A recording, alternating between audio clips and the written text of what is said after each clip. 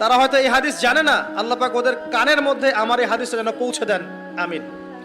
নবী সাল্লাল্লাহু আলাইহি ওয়াসাল্লাম বলেছেন, আমি মেরাজের রাতে যখন গিয়েছি তখন এক শ্রেণীর মানুষকে দেখেছি, ওদেরকে শাস্তি দেয়া হচ্ছে। কি শাস্তি? জাহান্নামীদের রক্ত এবং পুঁজ ওদেরকে খেতে দেয়া হচ্ছে। জিবরাইল আলাইহিস সালামকে জিজ্ঞাসা করা হলো যে এরা কারা? তিনি বললেন, এরা আপনার উম্মতের সেই সব ব্যক্তি যারা মাদকদ্রব্য সেবন করত। আল্লাহ রাব্বুল আলামিন তার হাবিবের মাধ্যমে জানিয়েছেন, যখন কোনো মুসলিম মাদক সেবন করে বা কোনো ব্যক্তি মাদক সেবন করে তখন 40 দিন তার নামাজ কবুল হয় না। এরপর যদি সে তওবা করে তাহলে আল্লাহ পাক তার তওবা কবুল করবেন ইনশাআল্লাহ। যদি সে আবারও মাদক খায় তওবা করার পর, আবার 40 দিন তার নামাজ কবুল হবে না।